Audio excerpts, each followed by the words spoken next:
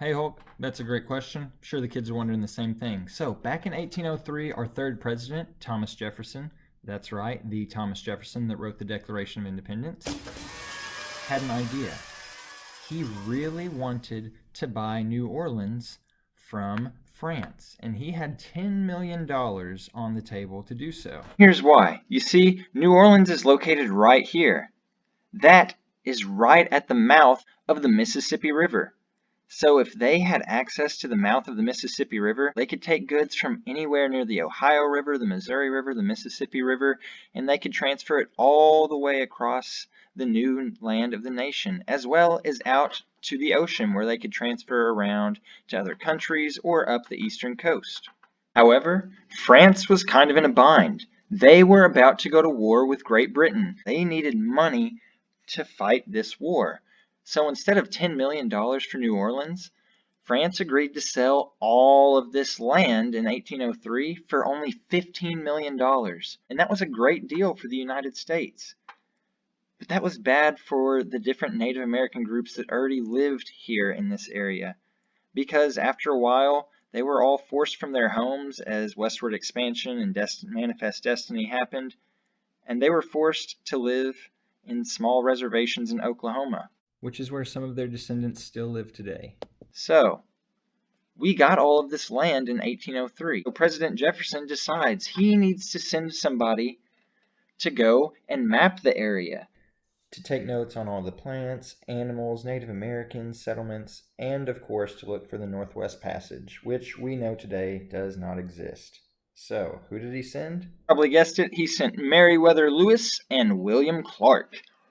So, Lewis and Clark in 1804 set out with 40 other men on the Corpse of Discovery, leaving St. Louis. And this trip took about 2 years.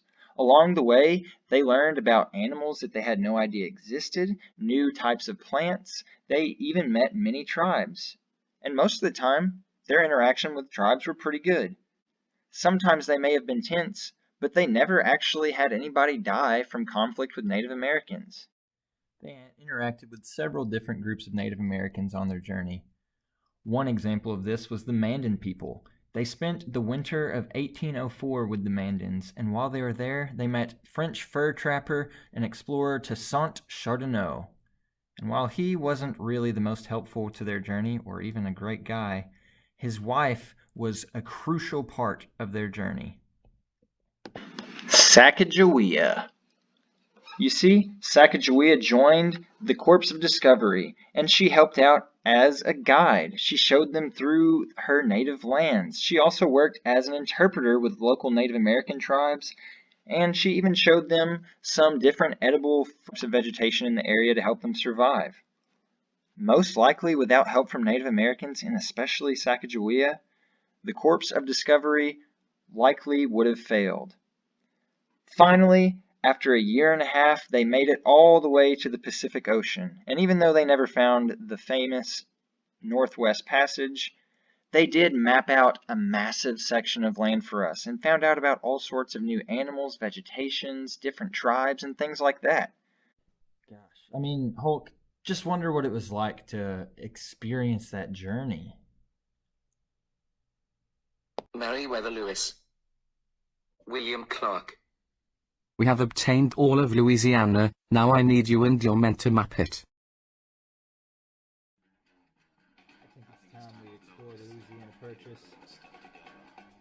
Okay, 3, 2, 1, let's map.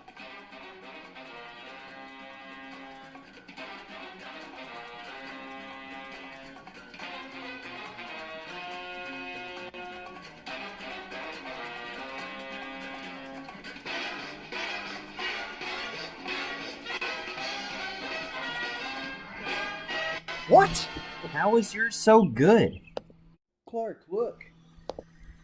Fort Brandon. Well, Clark, looks like we'll have to stay here for the winter. Hopefully we can trade with some of the local tribes. One of them seems to be here now. Come in. Greetings. My name is Toussaint Charbonneau. I'm a French fur trader and I'm living here with the Mandan people. And I would like to join your team. and work as your translator. I suppose it would be nice to have a Frenchman to help us navigate through your old territory. What other languages do you know?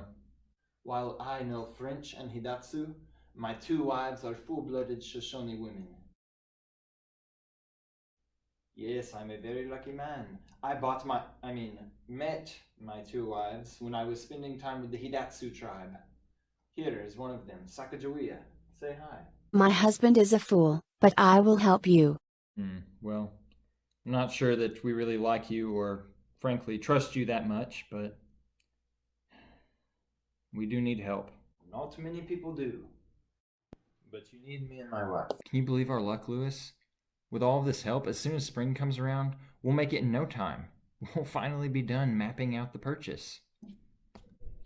And he was right. Lewis and Clark, with the help of Sacagawea, did make it to the western coast, but their journey was far from over. We did it. We finally made it, Clark. Just look.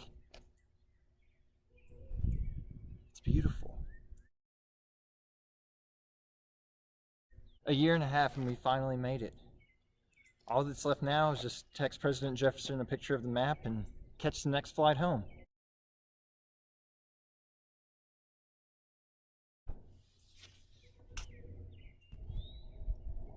Well,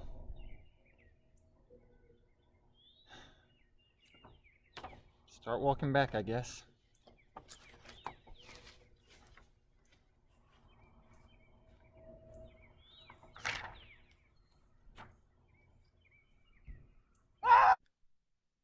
Yeah, that sounds about right. Anyways, thank you all for watching. I truly hope you enjoyed it. I hope this helped you understand a little bit more about the Louisiana Purchase and the Lewis and Clark expedition. I know that it was by no means a complete explanation, and no, they didn't just find Fort Mandan out in the middle of nowhere. The team actually had to build it. But either way, I hope you enjoyed the video. Feel free to comment how you felt about it, what you liked or didn't like below. I miss you all. Stay safe, stay clean, keep it 212. Nunley out.